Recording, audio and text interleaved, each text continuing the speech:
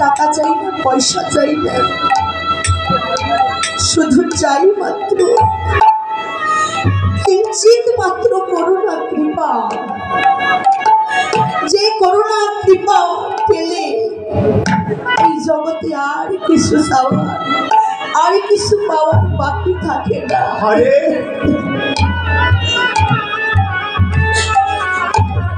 যে ধন পেলে এই জগতে আর কোনো ধনের অভাব থাকে না। সেই কৃষ্ণ প্রেম ভক্তি ধন আমি আপনাদের মাঝে আজ কুড়াতে এসেছি। কৃপা করে আমার আপনাদের সবার রাঙা রাতুক চরণে আমার একটু স্থান দেবে। যেন লবণ্য বলি, ক্ষুদ্র বলি কেউ আমায় ঠেলে দেবেন না। আজকে যে লীলাটি পরিবেশন কালে আমি এখানে দাঁড়িয়েছি, সেই লীলাটি হচ্ছে ভগবান আমার 64 প্রকারের লীলা করেছে। সেই লীলার মাঝে এই যে রাসলীলা, সর্বলীলার মুকুটমণি লীলা হচ্ছে এই রাসলীলা। বাবা,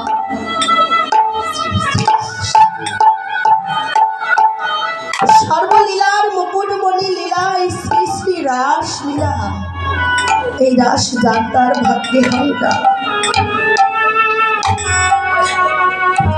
আসুন,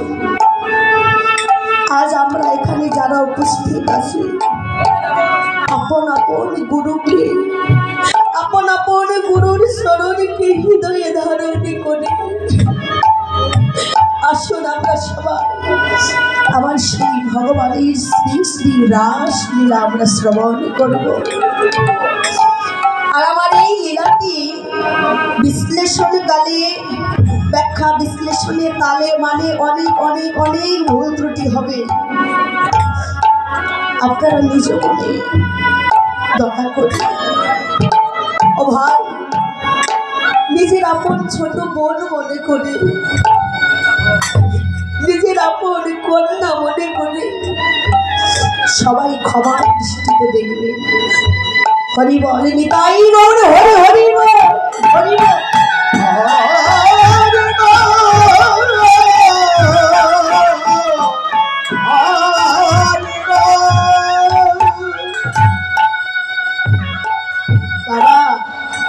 রাস, রাস শব্দের অর্থটা কি?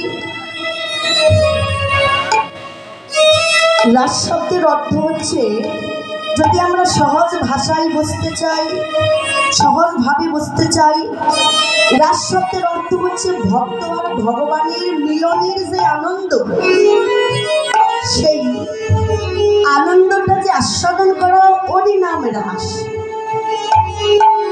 রাস বানানটা কি মা?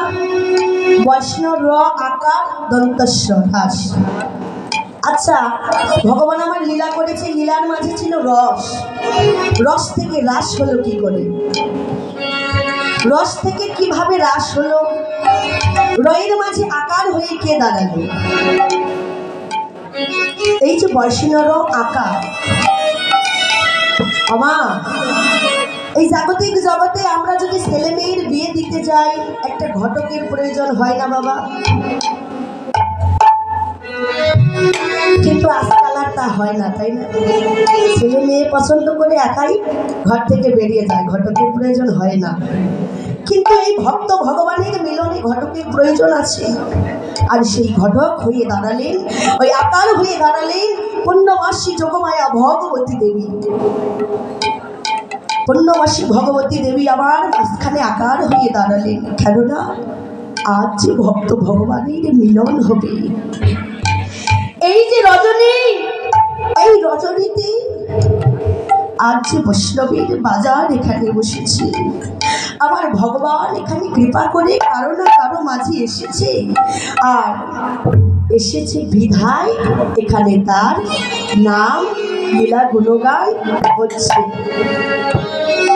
এই যে রাস, বাবা, রাসে সবার স্থান হয় না। রাসে যেতে হলে যোগ্যতা লাগে, ক্ষমতা লাগে। আমি জানি আমার মাঝে কোনোটাই নেই, কিন্তু আপনাদের মাঝে সবই আছে। আছে বিধায় আজ আপনারা এখানে এসেছে। বৈষ্ণবী কবি বললেন, ওগো ওই রাসের রস যদি বুঝতে চাও, ওই রসের রসিক যদি হতে চাও, তাহলে কি করো?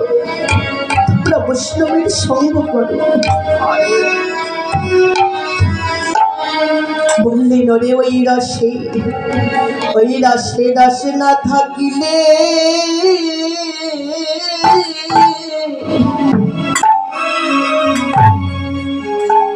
ওই রাসে যাওয়া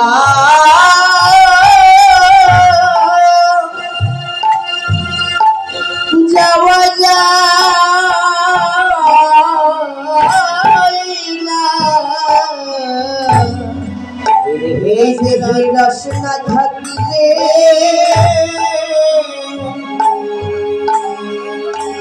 রাসে যাওয়া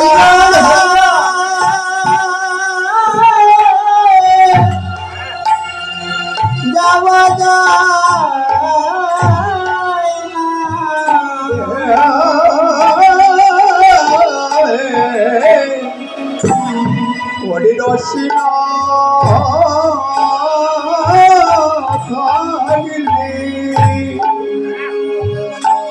ওরে রসে যাওয়া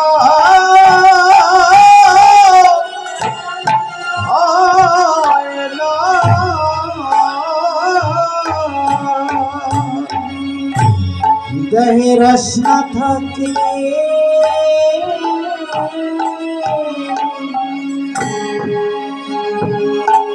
রসে যাওয়া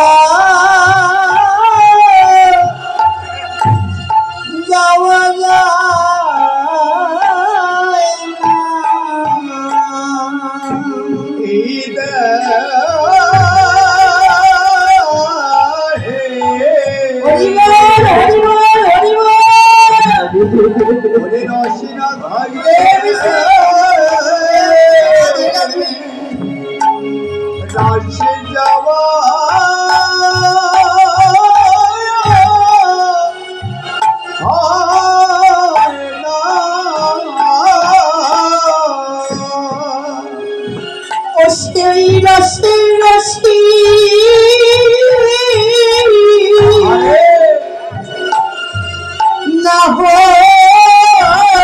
হইলে এই দেহে রস না থাকিলে ওই রাস্তে যাওয়া যায় না। ওরে রসে রসে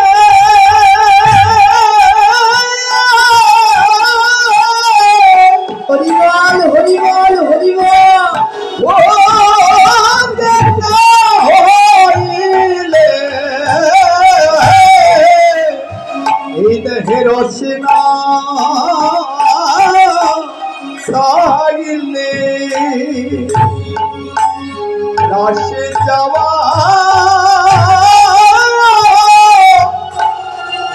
হয় না।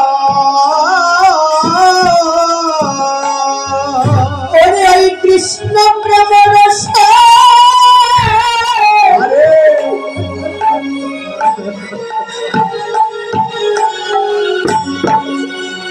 কৃষ্ণ প্রেম রসে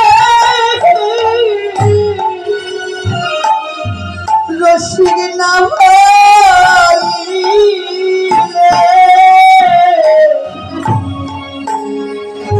হইলে রস না থাকিলে ওই রাসে যাওয়া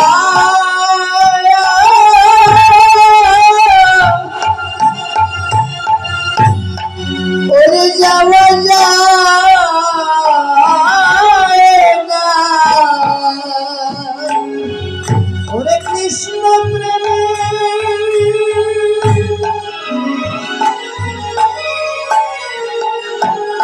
হরে কৃষ্ণ প্রেমে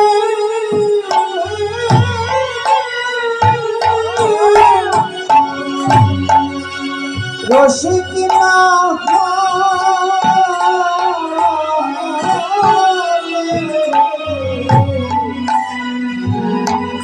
হলে রসিক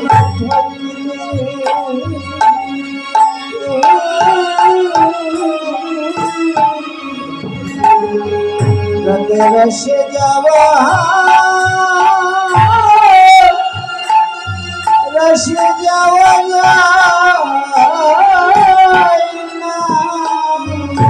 कृष्ण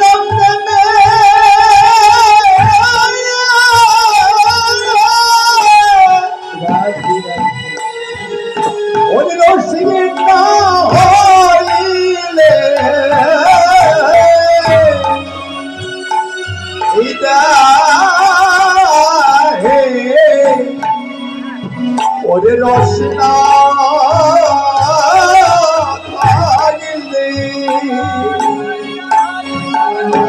ওরে রস দেওয়া হয় না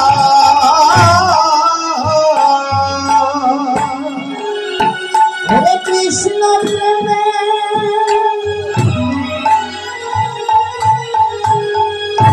কৃষ্ণ প্রেমে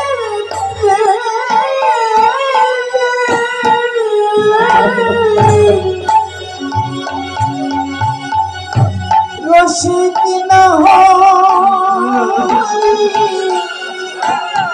হই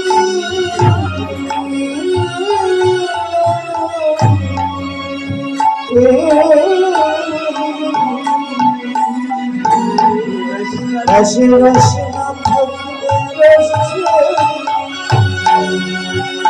रस जावा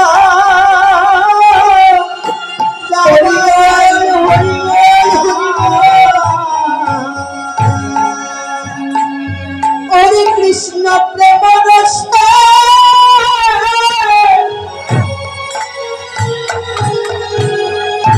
कृष्ण प्रेम रस रसिक ना होइले रसना থাকলে এই রসে পাওয়া যায় না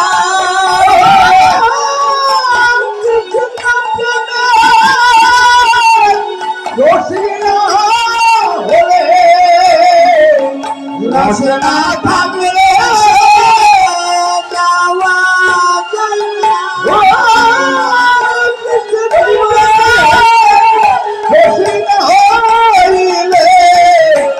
रसना थकले रसे जावा जाए ना कृष्ण प्रेमे रसिक होइले रसना थकले रसे जावा जाए ना रसना थकले रसे जावा जाए ना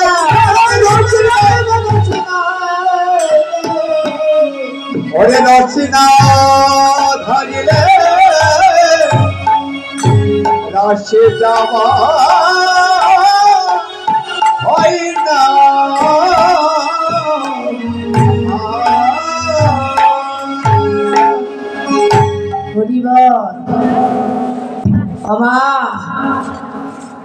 ভগবানের রাশি কি সবার দেওয়ার অধিকার হয় গো? হয় না। পূর্ব জন্মের থাকিলে ভাগ্য বিষয় ছেড়ে হয় বৈরাগ্য, তবেই তো হয় সেই কৃষ্ণ রসের রসিক। আর কৃষ্ণ রসের রসিক দ্বারা ওই রাসে আজ জায়গা পেল তারা। বাবা, কৃষ্ণ রসের রসিক কারা? এই যে আপনারা হলেন সেই কৃষ্ণ প্রেম রসের রসিক। কেননা শুধু এক জন্মের ফলে হয় না, কোটি কোটি জন্মের ভাগ্যের ফলে এই রাশি অধিকার হয় যাবা। বাবা, রাস করেছিল দাপর যুগে ভগবান শ্রীকৃষ্ণ, তাই না? আমরা হলাম এই কলিকালের জীব। আচ্ছা, এই রাসটা আমাদের মাঝে আনলো কে? রাসের বক্তাকে, রাসের শ্রোতাকে। এই যে আপনারা যে শ্রোতার আসনে বসে আছেন, আজকে কার আসনে বসেছেন? আর ভগবান কৃপা করে আমায় যার আসনে দাঁড় করিয়েছে, এই যে বক্তার আসনে আমি আজ দাঁড়িয়েছি, এই বক্তাকে ধরিব। বাবা, আমি একটা কথা বলেছি যে দেহের রস না থাকলে রাসে যাওয়া যায় না, তাই না? কৃষ্ণ প্রেমের রসিক হতে হবে, তবেই ওই রাসে যাওয়া যাবে।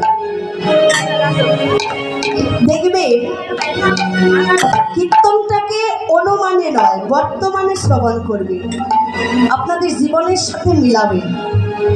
দেখুন, রসশূন্য মাটি, যে মাটিতে রসের আকার নেই, সেই মাটিতে যদি আপনারা বীজ বপন করে, সেখানে কি গাছ হবে? রসশূন্য মাটিতে গাছ হয় বা হয় না? যদি ওই মাটিতে জল সিঞ্চন করা হয়, ওই মাটিতে যখন জল সিঞ্চন করা হবে, ওই জলে ওই মাটিতে যখন উর্বরতা বাড়বে, তখন কি একটা গাছ রোপণ হয়, আর এই গাছটা আস্তে আস্তে বেড়ে ওঠে, তাই না? তদ্রূপ এই যে দেহ, আমার এই দেহটা রসশূন্য দেহ, আমার এই দেহে কৃষ্ণ রস নেই। কৃষ্ণের প্রেম যে রস, ওই রসটা আমার মাঝে নেই। এই রসশূন্য দেহ নিয়ে আজ আপনাদের মাঝে এসে দাঁড়িয়েছি। কেন না? আপনাদের মতো ভক্তির মাধ্যমে আমার এই রসশূন্য দেহটাকে কৃষ্ণ প্রেম রসে পরিপূর্ণ করব বলে। হরি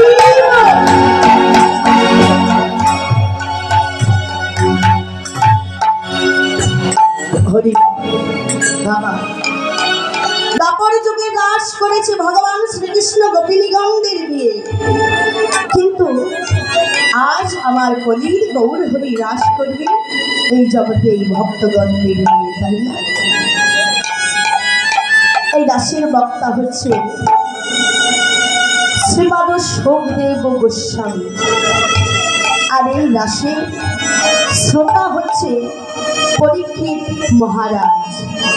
বাবা, যখন থেকে এই কলির আবির্ভাব হয়েছে, তখন থেকেই এই রাসটাকে আমরা জানতে পেরেছি। আমরা হলাম কলির জীব, আর ভগবান শ্রীকৃষ্ণ রাস করেছিল সেই দাপর যুগে। একদিন রাজা পরীক্ষিত মৃগয়া করতে করতে, মৃগয়া মানে বোঝেন তো, শিকার করা, হরিণ শিকার করতো। আগেকার রাজারা হরিণ শিকার করতো না বাবা? ওই মৃগয়া করতে করতে, হরিণ শিকার করতে করতে এক সময় সন্ধ্যা নেমে এলো, আর তার তৃষ্ণা বেড়ে গেল। তৃষ্ণা মেটানোর জন্য সে সামনে দেখতে পেল একজন মুনির আশ্রম। মুনির আশ্রমে গিয়ে বলল, এই যে এই আশ্রমে কেউ আছে? আমার বড় তৃষ্ণা পেয়েছে গো, আমাকে এক গ্লাস জল দাও, আমি পান করব। ওই যে আশ্রমে গিয়েছে, ওই আশ্রমটা ছিল সৌনিক মণির আশ্রম। সৌনিক মণি তখন ধ্যানমগ্ন ছিল। যখন রাজা পরীক্ষিত বললেন, ওগো এই আশ্রমে তোমরা কেউ আছো? আমি যে বড় তৃষ্ণার্ত, আমাকে এক গ্লাস জল দাও, আমি পান করব। ওই ধ্যানমগ্ন সৌনিক মুনি তখন কথা বলতে পারলেন না। বিধায় রাজা পরীক্ষিত বারবার ডাকা সত্ত্বেও কারো শব্দ না পেয়ে নত শিরে কি করলেন? রাজা পরীক্ষিত আশ্রম থেকে বেরিয়ে আসলেন। যখন বের হয়ে চলে যাচ্ছে, ঠিক তখনই আবির্ভাব হলো কলি মহারাজের। কলি মহারাজের সাথে পরীক্ষিত মহারাজের দেখা। কলি মহারাজ পরীক্ষিত মহারাজকে বলছে, মহারাজ আমি কলি আপনার রাজ্যে আবির্ভাব করেছি, আমাকে একটু জায়গা দেবে, আমাকে একটু স্থান দেবে, আমি আপনার রাজ্যে বসবাস করতে চাই। পরীক্ষিত রাজা বললেন, না কলি, আমার রাজ্যে তোমার কোনো স্থান হবে না, তুমি এখান হতে চলে যাও। কলি শুধু সুযোগ খুঁজছে। পরীক্ষিতের হাতে পায়ে ধরে বলছে, তুমি যদি স্থান না দাও, এই জগতে যে আমার আর যাবার কোনো জায়গা নাই, তুমি আমার একটু স্থান দাও। পরীক্ষিত রাজা বললেন, যাও কলি, তোমাকে আমি থাকার একটি সুযোগ, একটি জায়গা আমি দিতে পারি, সেটা কি জানো? যাও কলিরাজ, তুমি স্বর্ণের মাঝে বিরাজ করো। বাবা, এই যে স্বর্ণ, এই স্বর্ণ যেজন অঙ্গে ধারণ করে তার অহংকার ছাড়া আর কিছু হয় না। আর যার মাঝে অহংকার থাকে সে কখনো আমার গোবিন্দকে লাভ করতে পারে না, আমার ভগবানকে লাভ করতে পারে না। এবার যখন বলেছে কলি তুমি স্বর্ণের মাঝে অবস্থান করো, কলি কি করেছে? ওই পরীক্ষিত রাজার মাথায় যে স্বর্ণের মুকুট ছিল, ওই স্বর্ণের মাঝে কলি অবস্থান নিল। যখন স্বর্ণের মাঝে অবস্থান নিয়েছে, অবস্থান নেওয়া মাত্র পরীক্ষিত রাজার অহংকারের জন্ম হলো, দম্ভ হলো। জোরে সৈনিক মনে, তুমি আমার রাজ্যে বসবাস করো, আমার রাজ্যে বসবাস করে আজকে আমি তোমার কাছে এক গ্লাস জল পান করতে চাইলাম, তুমি দিলে না। রাগান্বিত হয়ে কি করলি? রাস্তার মাঝে পড়েছিল একটি মরা সর্প, সেই মরা সর্পটাকে ছুঁড়ে দিলেন সেই সৈনিক মনির গলায়। বাবা, সৈনিক মনির গলায় সেই মরা সর্পটাকে ঝুলিয়ে দিয়ে যখন পরীক্ষিত রাজা চলছে, হঠাৎ করে আগমন হলো সৈনিক রাজার সেই সৈনিক মণিবরের ছেলে সিংহী মণিবর। দেখলেন আমার পিতা ধ্যানমগ্ন, ধ্যানমগ্ন পিতার গলায় একটি মরা সর্প ঝুলিয়ে দিয়েছে। সিংহী রাগান্বিত হলে, ওরে মূর্খ, তুই আমার পিতা সেই ধ্যানে মগ্ন আছে, আমার ধ্যানমগ্ন পিতার গলায় একটি মরা সর্প ঝুলিয়ে দিয়েছিস। ওরে মূর্খ, আমি তোকে অভিশাপ দিলাম, এই 7 দিনের মধ্যে তক্ষক নগরের ধ্বংসনে তোর মৃত্যু হবে। যখন অভিশাপ দিয়েছে, রাজা পরীক্ষিত বলছে, ওরে সিংহী বাবা, এ তুই কি করলি? তুই অভিশাপ কেন করলি বাবা? সে আমার কাছে এক গ্লাস জল চেয়েছিল, আমি ধ্যানমগ্ন ছিলাম বলে আমি তাকে দিতে পারিনি, তাই সে রাগান্বিত হয়ে কাজটা করেছে। কিন্তু বাবা, তুই যে তাকে অভিশাপ করলি, কাজটা তো ঠিক করলি না। সিংহী বলছে, বাবা, অভিশাপ যখন আমি করেছি, এই অভিশাপ আর তোলা যাবে না, এটা হবেই হবে। বললেন, ওরে অভিশাপ যখন করেছিস, তাহলে যাকে ওই অভিশাপটা করেছিস একবার তাকে জানিয়ে আয়। এবার পরীক্ষিত রাজাকে জানাতে গেল। রাজা পরীক্ষিত এই ঘটনা আমি তোমাকে অভিশাপ করেছি, 7 দিনের মধ্যে তোমার তক্ষক নাগের দংশনে তোমার মৃত্যু হবে। রাজা পরীক্ষিত যখন জানতে পারল যে আমার এই জীবনে আর মাত্র 7টা দিন বাকি আছে, এই 7 দিন পর আমি কোথায় থাকবো আমি নিজেও জানি না। যখন জানতে পারলো এই 7টা দিন আমার জীবনে আছে, তখন পরীক্ষিত রাজা কি করলো, রাজ্যের সমস্ত ভার প্রজাদের উপর দিয়ে দিল। রাজ্যের সমস্ত কিছু প্রজাদের মাঝে বন্টন করে দিয়ে সে ছুটল হরির দ্বারে। হরির দ্বার তাকে বলে যেখানে হরিকে পাওয়া যায়, যেখানে গেলে আমার ভগবানকে পাওয়া যায়। সেই হরির দ্বারে ছুটল, কেঁদে কেঁদে বলল, ভগবান এই জন্মে আমি অনেক কিছু করেছি, কিন্তু তোমাকে কখনো ডাকার প্রয়োজন মনে করিনি। প্রভু, আমার জীবনে আর মাত্র 7টা দিন বাকি আছে, এই 7টা দিন আমি আর অন্য কোনো কাজ করব না। এই 7টা দিন আমি তোমার নামে, আমি তোমার নাম শ্রবণ করব, আমি তোমার নাম করব, গুণগান করব।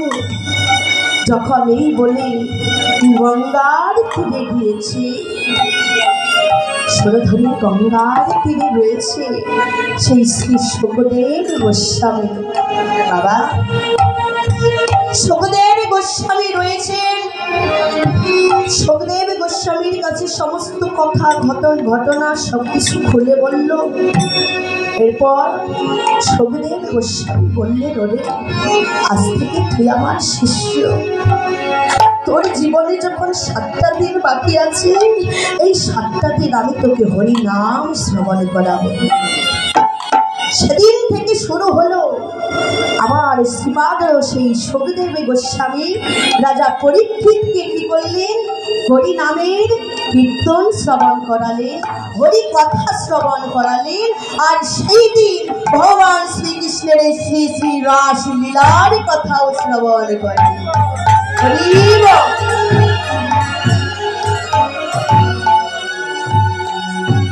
আজ আমার ভগবান ভক্ত সনে হরি নামের খেলা খেলিতে খেলিতে যখন দেখলি যে এবার আমার ঘরে ফিরতে হবে, ঘরে ফিরে গেলে মাতা সচি মাতা কি করলি, নিমাইকে সেবা দিয়ে তার মন্দিরটাকে আলোয় আলোয় আলোকিত করে যেন আলোয় ঝলমল করছে। সেখানে আমার গৌর হরিকে বিশ্রামে দেবে। আমার গৌর হরি নিদ্রায় নিদ্রিত হলো। এমন সময় হঠাৎ করে মধ্যরাতে ওই চাঁদের স্নিগ্ধ আলো যখন গৌর হরির বদন এসে পড়েছে, আমার গৌর হরি আর নিদ্রায় থাকতে পারলেন না। নিদ্রা ভেঙে সে ছুটলেন সেই সুরধনীর তীরে। তাই আজ বৈষ্ণবে কবি বলেছে, দেখো দেখো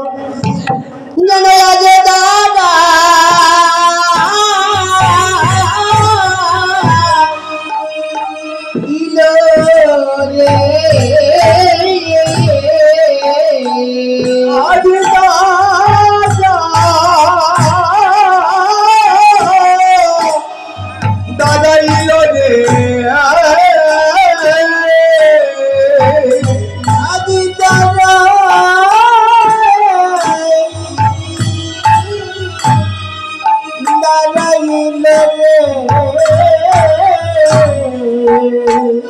সুরধনী গঙ্গারি বলে প্রভু আমার দাদা ইলো রে সুরধনী গঙ্গার তীরে প্রভু আমার দাদা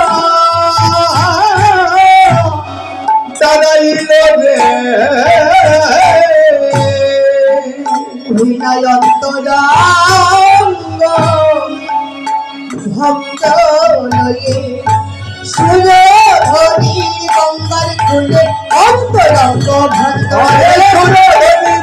আরে অন্তরঙ্গ ভক্ত লইয়ে আরে অন্তরঙ্গ ভক্ত লই আমার দাদা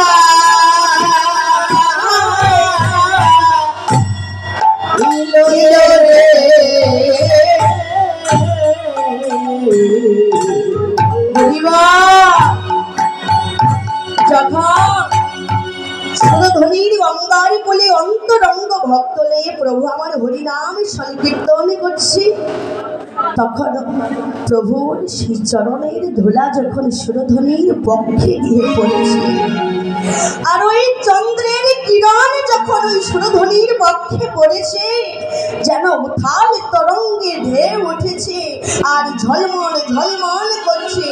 গৌর হরি আমার সুরধনীকে দর্শন করে বলছে, ভাবছি এই বুঝি আমার সেই যমুনা। ডেকে ডেকে বলছি, যমুনা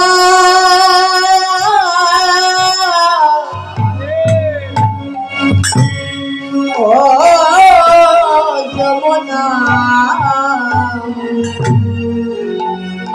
একবার কথা বলো না,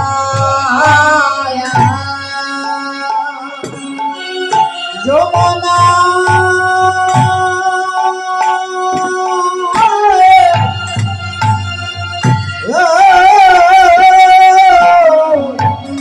যমুনা, একবার কথা বলো না, যমুনা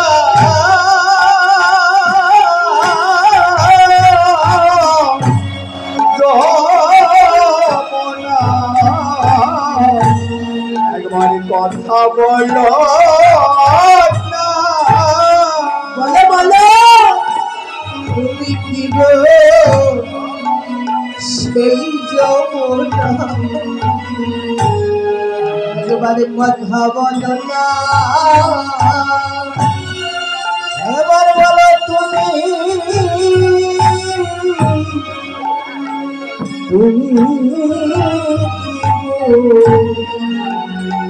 সেই যমুনা, যমুনা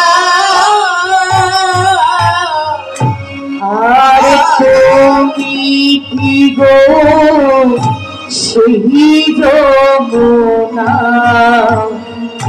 প্রবাহিনী,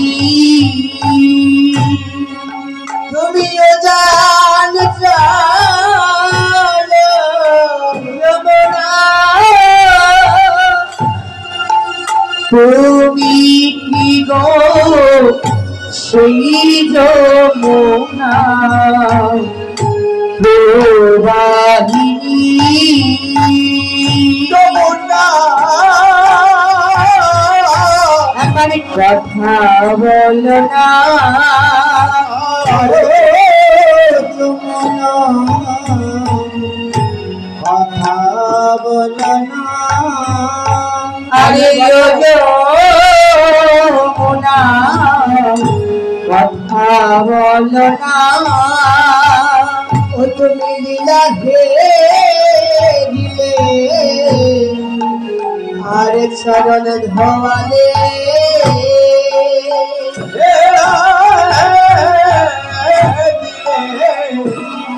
আর চরণ ধোয়ালে তুমি লীলা হে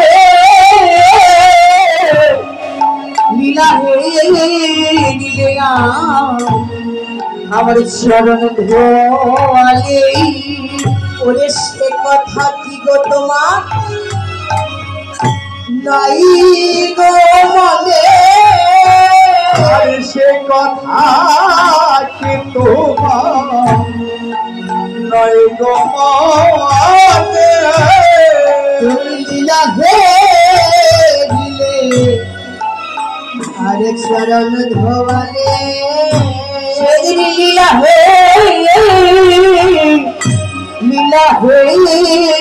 দিলে আর চরণ ধোয়ালে,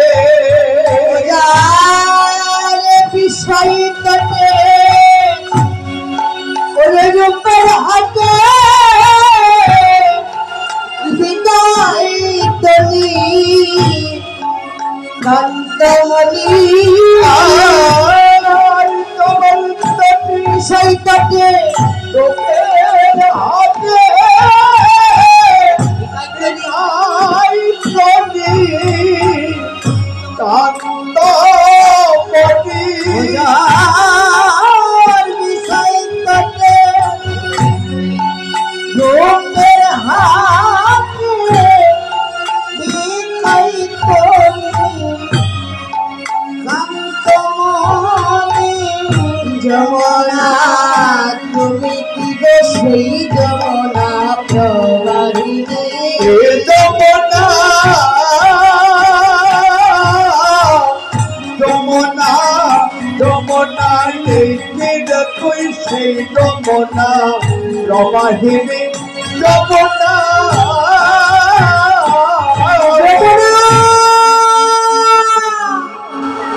বলো তুমি কি সেই যমুনা বলো বলো বলো যমুনা বলো ওরে কোথা চারু চন্দ্রাবলী আর কোথা বাসে জলকে আমার কোথা বসে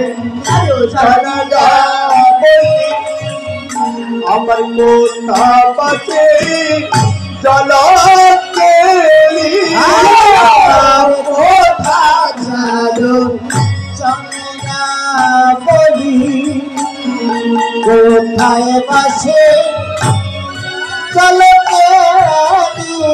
কোথায় দাসিনী হারি বলছি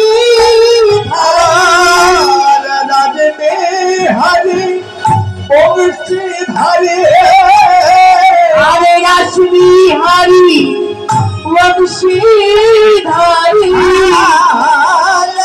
হারি বংশী ধারি কোথায় হারি বংশী ধারি ওরে বামে তোরাই ভিন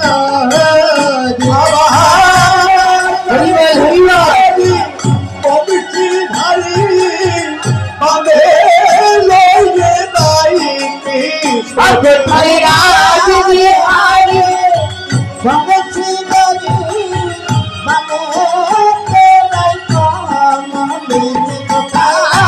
রাজবিহারী বংশী ধারি বামে তোরাই বিনোদিনী বিহারী বংশী ধারি বামে তোরাই বিনোদিনী আর যমুনা ও যমুনা তুমি কি গো সেই যমুনা প্রবাহিনী যমুনা হরিবল গৌর হরি আমার যখন উথাল তরঙ্গে